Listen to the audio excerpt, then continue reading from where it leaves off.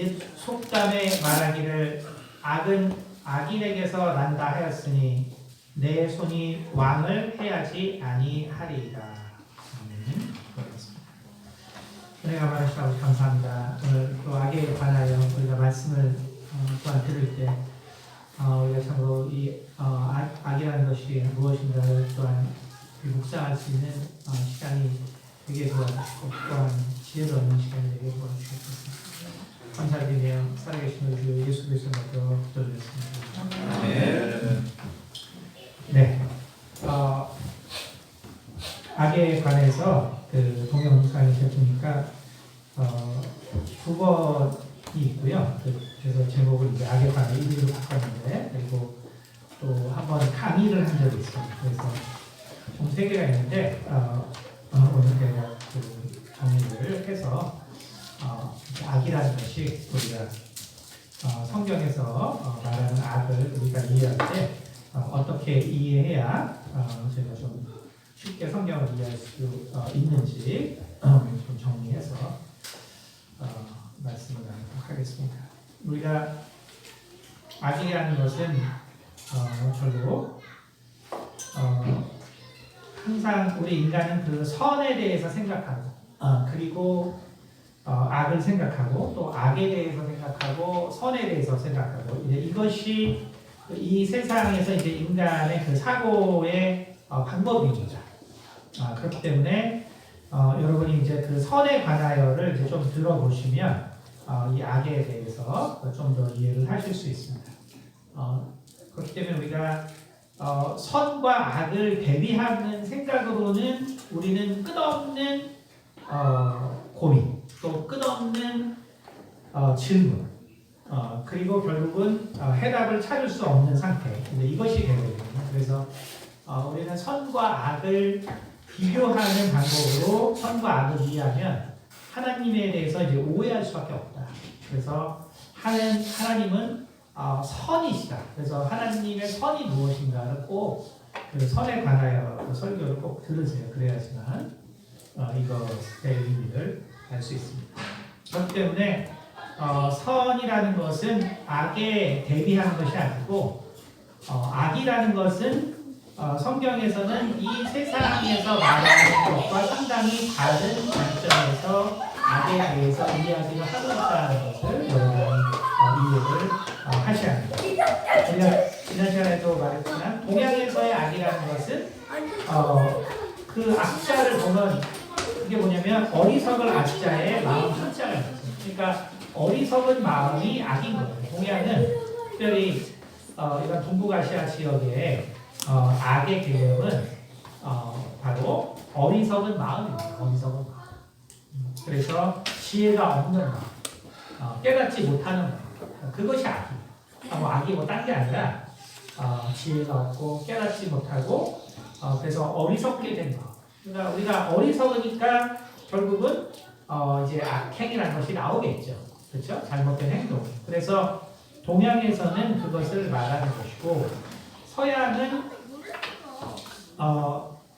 이원론적이기 때문에 항상 나와 남이 있고 그 다음에 나와 신이 있고 나와 조직이 있고 나와 사회가 있고 항상 이원론적이기 때문에 그렇기 때문에 서양에서의 악의 개념은 그러한 나와 남 사이의 문제를 일으키는 것, 그 다음에 나와 사회 사이의 문제를 일으키는 것. 그래서 서양에서의 악은 주로 이러한 어떤 그 공동체를 파괴할 수 있는 것들이죠. 그래서 세 가지 악이 보통 그 아리스토텔레스 때부터 세 가지 악을 보통 생각하고 있는데 하나는 그래서 도덕적 악입니다. 그러니까 우리가 함께 살기 위해서 꼭 필요한 그 윤리적인 상태에서 발생하는 것. 그 다음에 두 번째는 자연적인 악이죠. 천재질. 그래서 인간이 정말 죽게 되고 또 사회가 붕괴되는 그러한 천재질.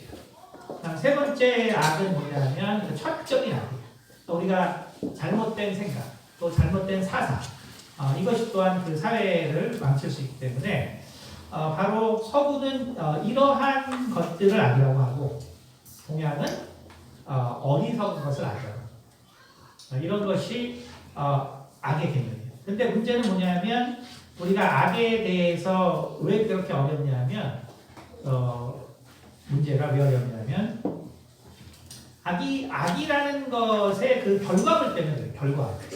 그러니까 악이라는 것의 어떤 그 형태.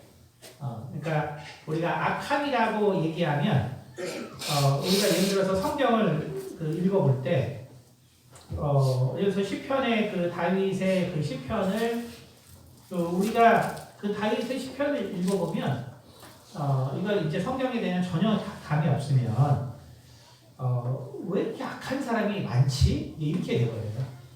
그러니까 다윗이 항상 그 악인에 대해서 정말 많은 이야기를 하잖아요. 그러면 사실은 뭐 우리가 악인을 뭐 특히 이제 우리 같은 어떤 정상적인 사회에서는 그 악인을 보기가 되게 어렵죠.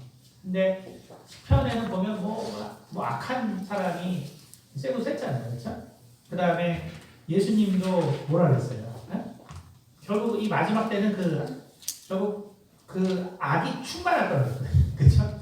믿음을 볼 수 없고, 그렇죠? 그 다음에 요한 계시록에도 보면 그 악한 사람들이 엄청 많잖아요. 우리는 악한 사람이 그렇게 많으면 세상이 그냥 멸망했을 텐데 어떻게 세상이 유지가 되지? 그러니까 결국은 뭐냐면 이 악이라는 개념이 결국 우리가 그 현상적으로 보는 것이 섞여서 결국은 악에 대한 생각을 훨씬 어렵게 하게 됩니다. 예를 들면은 얼마 최근에도 보니까 콩고가 어디에 보니까 어떤 여자분이 그 17명의 차돌남인가 거기서 거기서 이제 상당한 이제 그 지배를 하죠. 보니까 그게 뭐 몇 년 전에 있던 일이에요. 콩고가 어디에서 어떤 여자분이 17명의 아이가 다 마을 사람에 의해서 죽임을 당한 거예요. 한 살씩. 그러니까 그 여자가 얼마나 황당하겠어요. 그래서 이제 그걸 결국 정부에다가 이제 얘기를 했는데 왜 죽였냐 보니까 그 부족에게는 태어날 때 이제 아랫니가 보통 먼저 나는데 그러니까 저기 한 살쯤 될 때 아랫니가 먼저 나는데 윗니가 먼저 나면 그 해의 농사와 재앙이 닥친다고 생각해서 옛날부터 윗니가 먼저 나는 애들은 죽여온 거예요. 근데 이 여자는 하필 유전적으로 이 애들이 다 윗니가 먼저 나요. 그러니까 17명이 한 살 때 다 죽은 거예요. 마을 사람 죽여서. 근데 그렇게 해서 죽는 아이들이 지금도 300명이 되래요. 그러니까 이런 걸 보면 우리가 상상이 안 되죠. 그러니까 우리가 이제 이런 걸 보면 성경에서 자기 아들, 자기 자녀를 몰래에게 정말 바쳤다는 거. 그래서 그 자기 자녀들을 희생제물로 썼다는 게 이제 지금도 있는 그 부족의 이야기를 들어보면 옛날에 자기 자녀를 죽이는 거는 진짜 아무 일도 아니었겠구나. 그렇죠? 그러니까 지금처럼 아이가 한둘밖에 없어서 막 중요한 시대가 아닌 시대에 진짜 먹고 사는 게 무엇보다도 제일 중요한 시대에 그때 아무것도 모르고 아무 가장서 할 수 없는 그래서 제물로 드리기에 짐승 외에 가장 좋은 제물은 아이거든요. 그러니까 성경에 그 아이를 제물로 드렸다는 게 되게 쉬웠겠구나. 지금도 그 부족에서는 이가 위에서부터 나면 재앙이 닥칠 거기 때문에 지금도 죽이고 있는데 옛날에는 어땠을까? 그렇죠? 그러니까 우리가 지금 일어나는 이 모든 어떤 그러한 그 잔혹한 현상들을 우리는 그거를 자꾸 악이라고 생각한다는 거예요. 그거를 통틀어서 악이라고. 그러니까 인간이 악이라 그러면 이게 그 생각하기가 되게 어려워지는 거예요. 근데 성경은 그런 거를 악이라고 하고 있지 않다. 그거를 여러분이 알아야 돼요. 그런 것이 악이 아니다. 예를 들면은 우리가 어떤 아이가 이제 엄마랑 뭐 부모님하고 놀러 갔다가 이제 실종이 됐어. 그럼 실종이 됐으면 그래서 뭐 몇십 년이 지나버렸다고 한다면 그 아이가 겪는 그 인생의 처참함이 어떻겠어요, 그렇죠? 처참함, 그렇죠? 근데 만약에 그 인생의 처참함을 가지고 그 아이는 그 부모를 만났을 때 얘기를 하게 되겠죠. 내 인생이 이렇게 처참해졌다. 난 이렇게 처참하게 살았다. 그래서 부모에게 당신이 나를 잊어버려서 내가 이렇게 처참하게 살게 됐다. 그러면 결국은 그 처참함이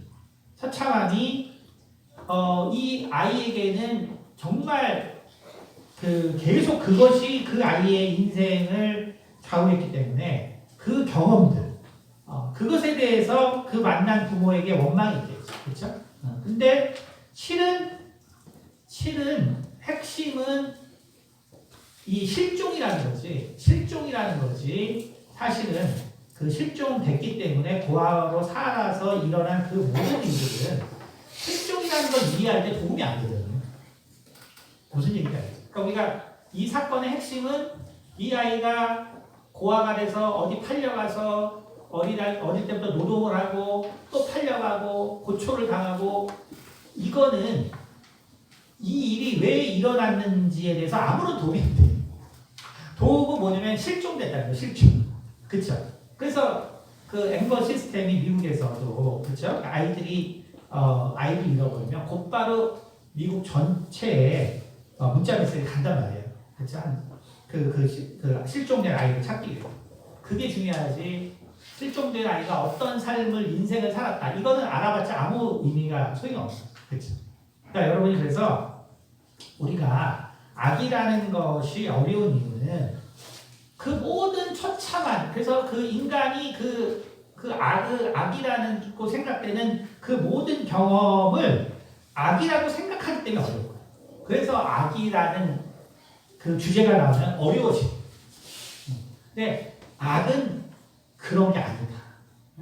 악은 그런 게 아니다. 그것을 우리가 알아야 된다. 그래서 세상에서는 동양에서는 어리석은 마음을 악이라고 하고 불교에서는 탐진치 이것을 악의 근원이라고 하고 서구에서는 이 공동체를 무너뜨리는 이것을 악이라고 하는데 그럼 그러한 그 악의 개념에다가 결국은 우리가 살면서 겪게 되는 그 처참한 그 모든 것들을 악이라고 생각하고 하나님한테 묻거든요. 세상이 왜 이렇게 악합니까? 그러면 이제 우리가 하나님에 대해 오해를 하게 됩니다. 그러니까 이러한 그 잔혹한 일들 이것을 하나님 다 아는데 왜 이 악한 거를 이 세상에 있게 하셨나요? 이래버리면 답이 없습니다. 그래서 그거는 우리가 선, 악을 자꾸 이분법적으로 나눠서 생각하고 그리고 거기에 대해서 악을 생각하려고 하기 때문에 악이 어려워지는 것이다. 자 그러면 예전에도 그 강의를 한번 했었지만 이 악에 대해서 기독교는 그럼 어디까지 와 있냐 신학적으로는 어디까지 와 있냐면 우리가 결국은 칼빈의 구원론에서 이것이 더 진행돼서 그래서 이 구원이 바로 창조 전에 예정됩니다. 혹은 창조 후에 인간의 죄악으로 말미암아 일어납니다. 이거에 따라서 또 악에 대한 해석이 달라집니다. 그러니까 예를 들어서 켈비니즘에서 우리가 하나님이 우리를 예정하셨는데 켈비니즘이 뭐냐면 창조 전부터 하나님이 구원을 예정했다는 것이 켈비니즘의 구원론이에요. 예정. 그러면 이게 무슨 말이 되냐면 그러면 하나님이 구원할 자를 갖다가 애초부터 작정하셨으면 그러면 구원 유기될 자도 하나님이 애초부터 계획을 하고 이 세상을 만든 것이 그 켈비니즘의 신학적인 핵심이란 말이에요. 그러면 이게 결국 무슨 말이 되냐면 하나님이 결국 선을 맛보고 살 자와 악을 맛보고 살 자를 결정하게 이미 결정하셨다. 신학적으로 이제 이렇게 나가거든요. 그래서 제가 악에 대해서 설교할 때 예정론 이상으로 신학을 하게 되면 먹이만 하죠.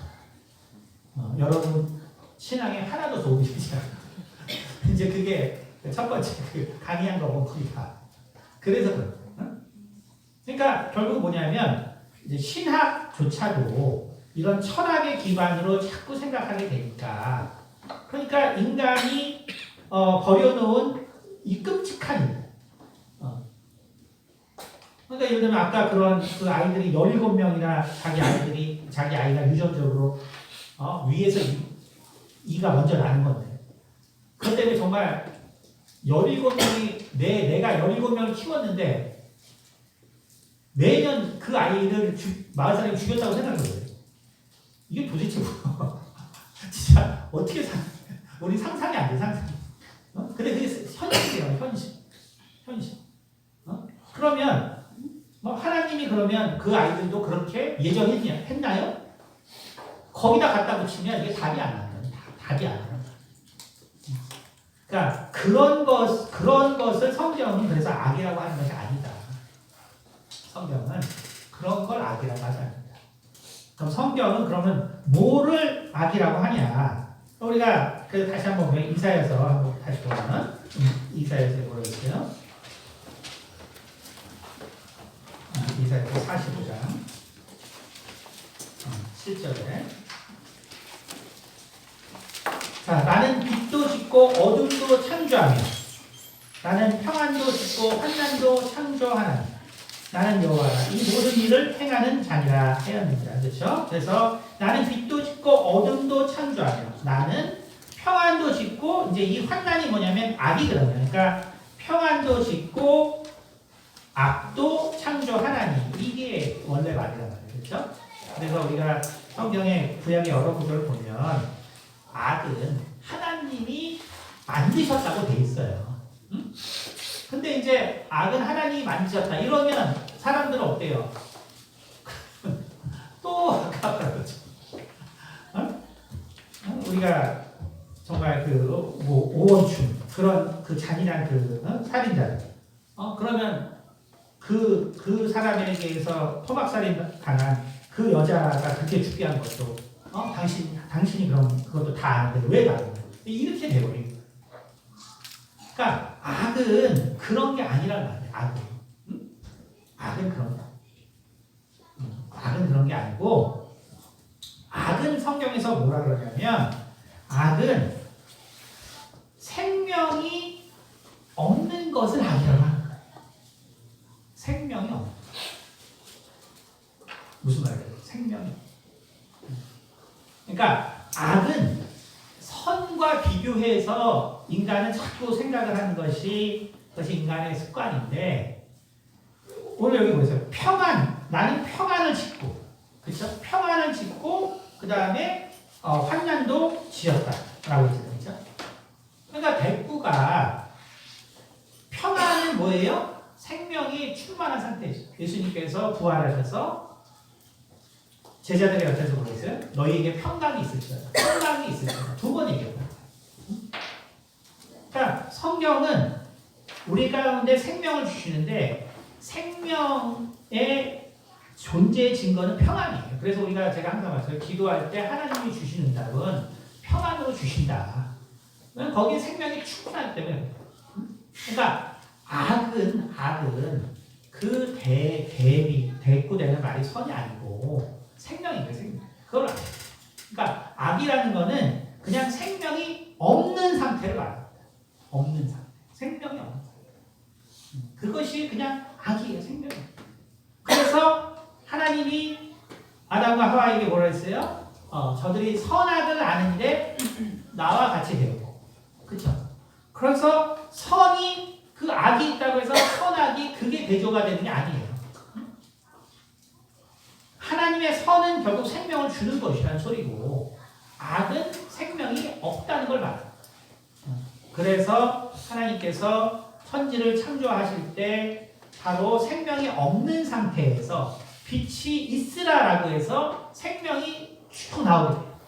생명이 쭉 생기게 됩니다. 그리고 요한복음에서 요한은 의도적으로 요한복음 1장을 창세기에 맞춰서 썼거든요. 그래서 뭘 말했냐면 예수 그리스도는 빛이 아니라 참 빛이다.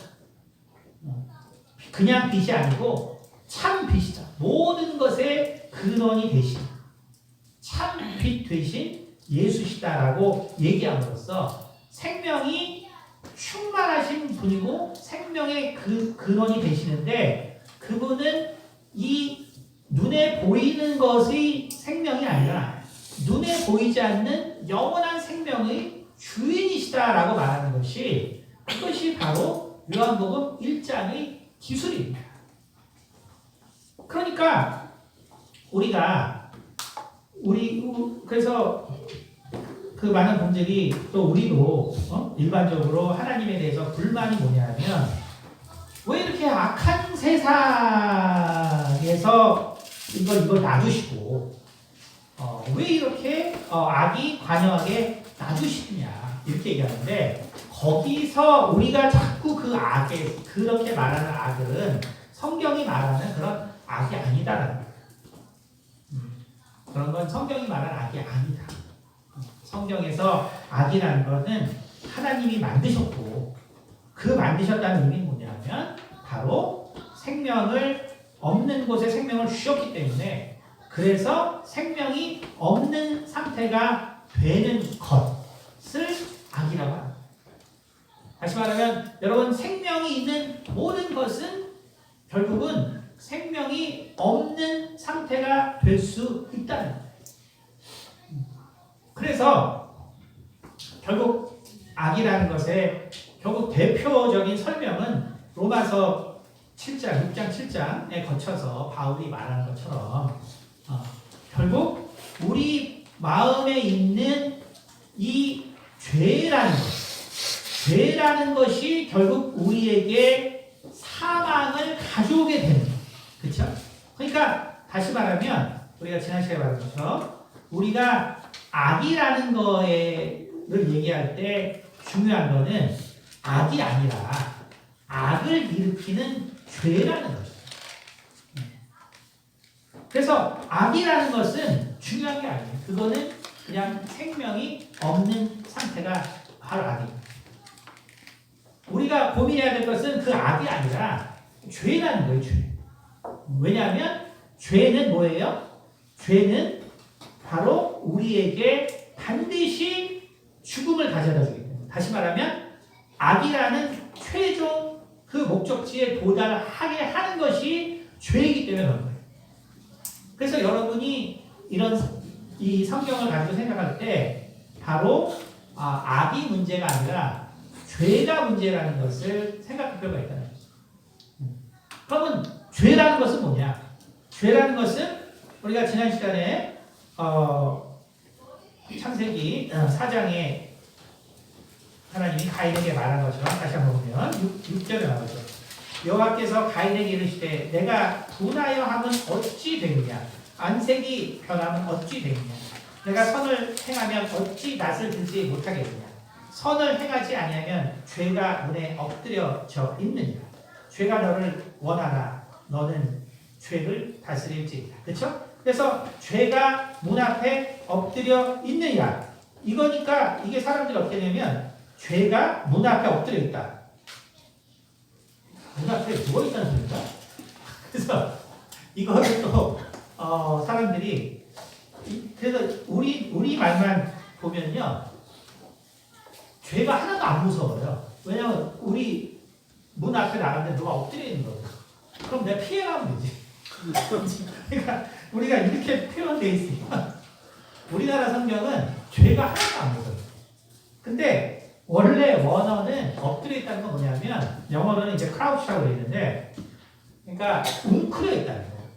근데 누가 웅크려 있냐? 우는 사자. 사자가 웅크려 있다는 거예요. 뭐 하려고? 먹이를 지금 한 번에 잡아서 100% 성공을 하기 위해서 기다리고 있다. 내가 하루건 이틀이건 내가 그것이 수년이건 내가 기다렸다가 반드시 성공하는 것이 그게 죄가 문 앞에 엎드려져 있다는 거지 누워서 자고 있다는 거예요.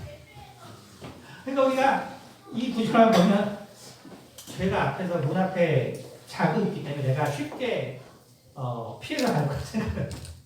전혀 그런 표현이 아니에요. 그래서 베드로가 똑같은 표현을 한 거. 우는 사자. 정말 너를 삼키려고. 그렇죠? 그러니까 그 상태. 반드시 성공. 그러니까 우리는 그 죄라는 것이 무서운 거예요. 죄라는 거. 그러니까 그 죄를 통해서 어떻게 되냐면 바로 우리가 아사왕도 보았고 또 히스기야 왕도 그렇죠. 결국 다윗도 어때요? 그분들의 인생이 그 죄를 지었던 그 시점에 그들의 선택이 과연 어때요? 그렇죠. 아사 왕의 선택이 과연 잘못된 거예요. 히스기야 왕의 선택이 과연 잘못된 거예요. 그러니까 인간의 눈은 보기에는 와 이걸 잃었다고 하나님이 책망을 하시나? 다윗이 정말 그렇게 얘기했다고 그렇게 책망을 하시나? 이렇게 된다는 거예요. 그렇죠? 근데 그것이 아니라는 거죠. 그것이 바로 그것이 죄라는 것이고 그것이 사단의 무서운 점. 그러니까 사단의 무서운 점은 무슨 공포 영화에서 나오는 것이 아니에요. 공포 영화에서 나오는 거예요. 사단의 무서운 점은 반드시 나에게 죄를 짓게 하는 거예요. 그게 무서운 거예요, 그게. 그게 무서운 거예요. 그러니까 어떤 무서운 영화나 뭐 무서운 장면이나 뭐 이런 게 아니고, 그러니까 제가 어릴 때는 진짜 저는 공포 영화를 진짜 무서워했어요. 그러니까 공포 영화를 보면 한 3일간은 그 생각에 잠이 잘 안 와요. 근데 이제 제가 이제 돌이켜 보면 여러분도 만약에 공포 영화를 보면 내가 이틀 3일 그 생각에 잠이 잘 안 와요. 이러면 그냥 팁인데 그 귀신이 있을 가능성이 돼요. 여러분. 그러니까 확실히. 그러니까 내가 귀신이 내 어딘가 있다면 내가 공포 영화를 보면 그 잔상이 잘 안 와요. 근데 이제 제가 예수를 믿고 근데 이제 그때 제 친구 중에 그 공포 영화를 보면 되게 웃는 애가 있었어요. 웃는 애가. 너는 어떻게 그걸 보면 웃냐? 그러니까 저게 다 연기잖아. 그래서 자기가 저 연기할 거를 그 사람들이 그 무서운 장면을 연기할 거를 생각해보면 되게 크게 웃겨. 그래서 참 특이한 애가 있었어요. 근데 어쨌든 저는 예수를 믿고 나니까 이제 이런 걸 알게 되니까 제가 그래서 우리 애들 안 볼 때 이제 저는 이제 분석을 해야 되니까 요즘은 제가 이제 옛날에는 제가 이 무당과 이 사람들을 알려 그러면 참 정보를 얻기 어렸어요. 근데 요즘 무슨 뭐 기괴한 무슨 기묘한 뭐 동영상이 제가 요즘 그 무당에서 정보 엄청 많아요. 요즘은 정말 정보가 많아서 진짜.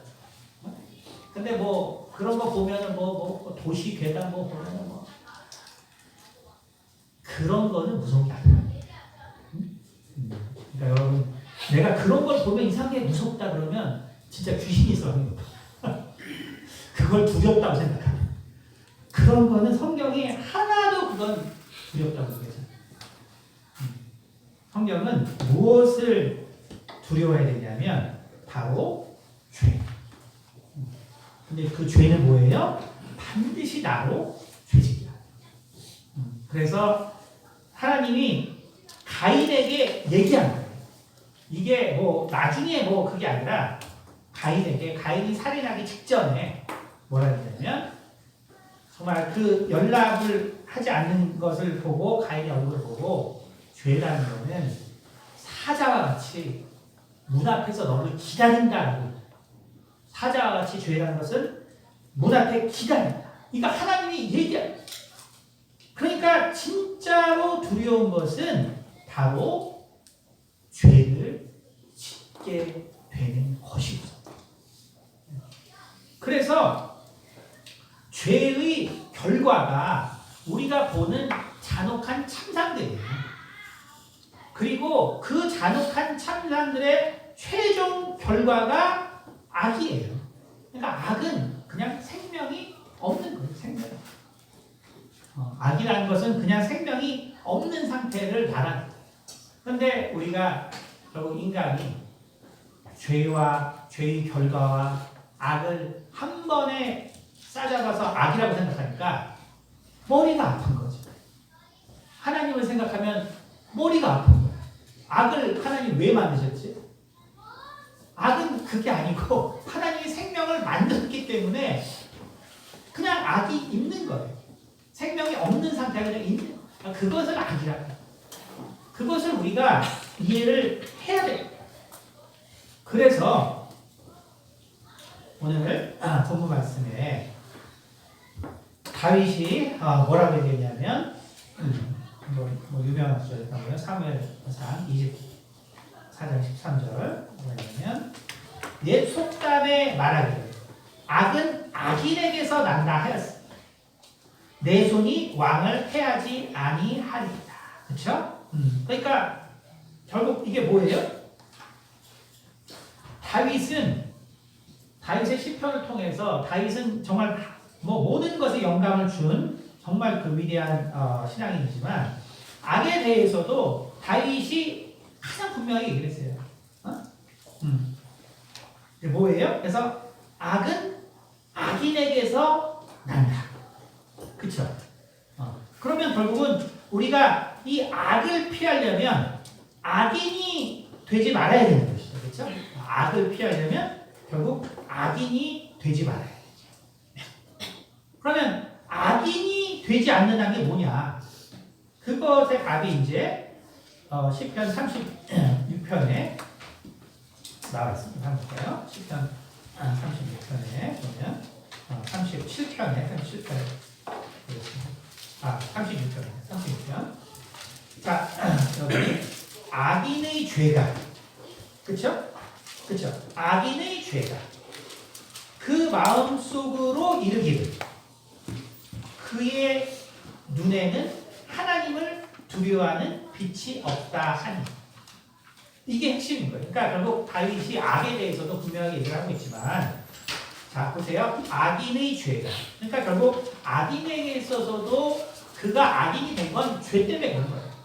반드시 죄를 짓게 하는 이 죄의 권능이 있다. 근데 뭐였어요? 그 죄가 뭐라 그랬는데 우리한테 말하기를 마음속에 그 죄가 인격화되어 있잖아요. 그렇죠? 그 죄가 우리에게 뭐라 했어요? 마음속에 이르기를 그의 눈에는 하나님을 두려워하는 빛이 없다. 그렇죠? 그러니까 다시 말하면 그 죄는 뭐라고 하냐면 하나님을 두려워하지 말라고 얘기합니다. 자, 그러니까 악인의 마음에 뭐가 없냐면 하나님도 알아요. 하나님도 알아요. 근데 뭐가 없다는 거예요? 하나님을 두려워할 필요가 없다는 마음이. 그래서 성경이 다윗이 바로 이 결국은 악을 일으키는 것이 뭐냐면 바로 악인의 마음 가운데 있는 하나님은 두려워할 필요가 없다라는 그것이 하나님 부정한 것도 아니에요. 하나님은 있는데 하나님을 두려워할 필요가 없다. 다시 말하면 그러니까 어때요? 여러분 여기는 하나님이 다 있다고 아잖아요. 그렇죠? 근데 하나님이 내가 안 두려워. 그렇죠? 여기서 안 두렵다는 게 뭘까? 안 두렵다. 여기서 fear, 그러니까 여기 영어로 보면은 no fear of God이라고 되어 있는데 하나님에 대한 fear, 그러니까 여기서 fear는 공포, 그 다음에 정말 그 두려움, 이게 한 의미라면 여기서 말하는 건 뭐냐면 respect, fear의 또 다른 의미는 respect, 공경. 그러니까 하나님을 내가 정말 공경하고 하나님을 존중하는 이것이 없다는 거예요.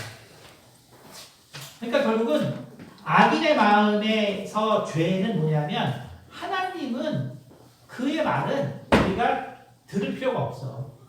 공경할 필요가 없어. 그 말. 그러면 이게 그러면 어디서 나온 말이냐? 바로 창세기에 처음에 나온 거예요. 그러니까 우리가 결국 이 악을 만들어낸 이 죄라는 것은 결국 창세기 처음에 선악과 사건에서 나오는데 이때 사단의 말이 뭔가 한번 볼까요? 3장 4절 뱀이 여자에게 이르되 너희가 결코 죽지 아니하리라. 그렇죠? 이렇게 말했죠. 그런데 하나님은 뭐라고 그랬어요? 원래 창세기 2장 17절에 선악을 알게 하는 나무의 열매는 먹지 말라. 내가 먹는 날에는 반드시 죽으리라. 그렇죠? 반드시 죽으리라 그랬죠. 근데 사단은 뭐냐면 죽지 아니한다. 그래서 오늘 약간 정리하는 거에 있어서 내용이 좀 어려우시겠지만 예전 설교 중에서 그 선악과 1, 2편이 있어요. 그리고 가인에 대한 설교가 있어요. 그거를 한번 다시 한번 들으시면 이제 다 연결된 내용이니까. 결국 무슨 말이냐면 인간은 사랑이 여기 말한 뱀이 여자에게 이르되 너희가 결코 죽지 않아. 결코 죽지 않아. 그러니까 하나님 뭐라 했냐면 반드시 죽으리라. 근데 이 죽음의 문제를 아주 중요한 문제로 만든 것이 누구냐면 사단이에요. 하나님은 죽을 거라 했는데 사단은 뭐예요? 결코 죽지 않아요. 그러니까 이 죽음의 문제를 이슈화한 게 사단이에요. 그러니까 우리는 가끔씩 어떤 생각을 하냐면 인간이 결코 죽지 않을 것이다. 이 얘기를 하나님이 했다고 착각하는 수가 많아요. 결코 죽지 않다. 세상 사람들은 바로 이 사단의 음성을 듣고 무의식적으로 그래서 이 세상의 대부분의 사람은요 자기가 죽을 거라고 생각하지 않아요. 이 세상의 대부분의 사람은 자기가 죽을 거라고 생각하지 않아요. 그러니까 다시 말하면 아까 다윗이 뭐라 그랬냐면 정말 이 악인의 마음에 있는 죄는 하나님을 두려워하는 마음이 없고 빛이 없다 그랬죠. 그러니까 하나님을 두려워하지 않는다는 거예요. 악인의 문제는 뭐냐면 하나님을 두려워하지 않는 거예요. 그러면 하나님을 두려워하지 않는다는 건 뭐냐면 바로 하나님이 말씀한 정령 죽으리라는 말을 기억하지 않는다. 우리가 왜 범죄하는가 한번 보세요. 우리가 왜 범죄하는가? 우리가 범죄하는 건 뭐냐면 우리가 죽지 않을 거라고 생각하기 때문에 범죄하는 거예요. 우리가 재산을 봅니다. 명예를 얻습니다. 모든 것을 우리가 다 가지려고 하죠. 그렇죠? 그럼 우리가 또 사람들과 우리가 또 이야기하고 대화하고 모든 거 할 때 절대로 그 사람이 죽을 거라고 생각하지 않아요. 죽을 거라고 생각하지 않습니다. 그러니까 하나님은 반드시 죽는다고 했는데 죽을 거라고 생각하지 않아요. 근데 죽지 않을 거라고 얘기한 건 누구냐면 사단이라는 거예요. 그러니까 우리에게는 뭐가 있냐면 사단의 마음이 있어요. 사단. 그래서 우리가 히브리서 한번 2장에 가보면 히브리서 2장에 저희가 보겠습니다. 히브리서 2장 14절부터 읽겠습니다. 자녀들은 혈과 육에 속하였음에 그도 또한 같은 모양으로 혈과 육을 함께 지니심은 죽음을 통하여 죽음의 세력을 잡은 자 곧 마귀를 멸하시며 또 죽기를 무서워함으로 한평생 내려 종노릇하는 모든 자들을 놓아주려 하시니 그렇죠? 모래서 인간의 상태는 죽기를 무서워함으로 그렇죠? 그러니까 하나님이 죽는다고 했어요. 그러니까 죽는 거는 무서운 일이 아니라 죽음이라는 것은 우리가 받아들여야 되는 거예요. 근데 우리는 뭐예요? 인간은 사단이 죽지 않는다는 그 말 때문에 죽는 게 두려워. 죽는 게 두려워. 인간. 그리고 죽을 걸 생각하지 마. 그러니까 우리가 하는 모든 일들을 우리 중에서도 누가 죽을 거를 생각하고 내가 죽을 걸 생각하고 행동을 해요. 네? 아무도 사실은 죽을 거라고 생각하지 않잖아요. 그렇죠? 그러니까 웬만한 행동은 상관없는데 우리가 악행이라는 것은 반드시 내가 죽을 거를 생각해야 되는 것이죠. 왜냐하면 거기에는 죽음 후에는 반드시 심판이 있기 때문에 반드시 심판이 있기 때문에 우리가 생각을 해야 된다는 거예요. 근데 우리는 사단의 그 말, 정령 죽지 아니야. 이상하게 그게 우리 마음에 박혀있어요. 여기 내일이라도 죽을 것 같은 분 계세요? 혹은 뭐 내일 상관없어요. 내가 언젠가는 반드시 죽는다. 이게 안 믿긴다고요.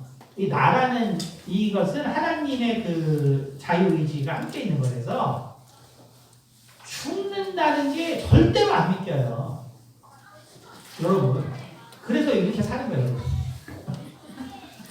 우리가 이렇게 사는 게 죽는 게 안 믿기기 때문에 이렇게 사는 거예요.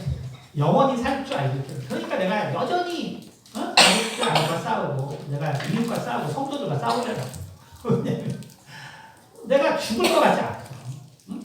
내 옆에 있는 사람이 죽을 것 같지 않아. 죽어요. 그래서 하나님이 정령 죽으리라라고 한 그 말씀은 그렇죠?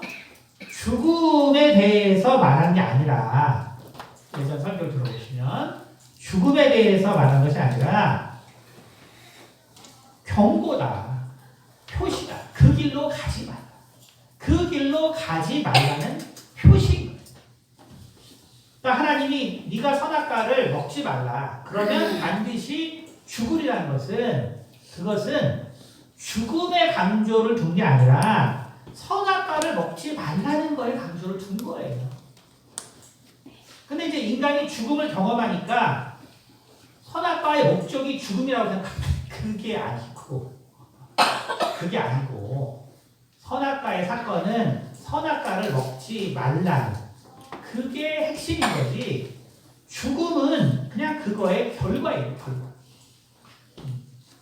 그러면 선악과를 먹지 말라는 것은 뭐예요? 잘못된 길로 가지 말라는 것이죠. 잘못된 길로 가지 아니하면 그러면 결국 우리는 언젠가는 영원한 생명을 얻을 수 있다는 거예요. 그래서 예수님께서 뭐라 그랬어요? 나를 믿는 자는 죽어도 살겠다. 살아서 믿는 자는 영원히 죽지 아니하리라 했잖아요. 그렇죠? 근데 이거를 나를 믿는 자는 죽어도 살겠고, 자 이거는 사람들이 이해해요. 인간 다 죽으니까 어쨌든. 그래서 죽어서 다시 부활해서 살아난다. 근데 사람들이 뭘 이해 못하냐면 살아서 믿는 자는 영원히 죽지 않아요. 사람들이 이 말씀을 되게 어려워요. 근데 저희가 이제 이런 사역을 하다 보니까 삶과 죽음은 어떤 거냐면 그냥 여러분이 물과 기름이라고 생각하면 물과 기름. 물과 기름. 자, 그럼 보세요. 삶과 죽음이 물과 기름. 그러니까 우리가 이 삶을 그러면 물이라 그러면 우리가 죽음 후를 기름이라고 생각해보세요. 그러면 삶과 죽음에는 경계가 있는 건가요? 경계가 없는 건가요? 삶과 죽음에는 경계가 있는 걸까요? 경계가 없는 걸까요? 그쵸? 경계가 있는 것도 같고 없는 것도 같죠. 우리가 물과 기름을 생각해보면 이게 경계가 있는 건가? 왜냐하면 삶은 지금의 삶이고 기름은 우리가 부활의 삶이잖아요. 그럼 둘 다가 삶이잖아요. 우리 믿는 자에게는 그냥 육체의 삶에서 영원한 삶으로 바뀌는 거예요. 그러니까 거기 죽음이라는 거는 사실 없는 거예요. 거기가. 박 목사님이 졸리게 왜 이렇게 이런 말씀을 길게 하나 해서 지금 3분의 2가 주무시는데 이제 거의 끝났습니다. 자, 그러니까 우리가 나를 믿는 자는 죽어도 살겠고 살아서 믿는 자는 영원히 죽지 아니라는 말은 하나님께서 네가 선악과를 먹으면 반드시 죽으리라 라고 했을 때 핵심은 선악과를 먹지 말라. 다시 말하면 하나님의 말씀을 순종하라는 것이지 죽는다는 게 아니에요. 죽는다는 게 아니다. 죽음은 그냥 정해져 있는 거예요. 그래서 예수 그리스도께서 오신 거죠. 그래서 우리는 영원한 구원을 얻은 거예요. 그러면 뭐냐면 우리는 결국 하나님의 말씀을 우리가 믿으면 그러면 우리가 죽는 것처럼 보이지만 실은 곧바로 하나님의 나라로 가는 거기 때문에 죽음이라는 것이 사실 없는 거예요. 그게 예수님의 말이 정확하게 맞는 말인 거예요. 그러나 그 전에 죽은 사람들은 어때요?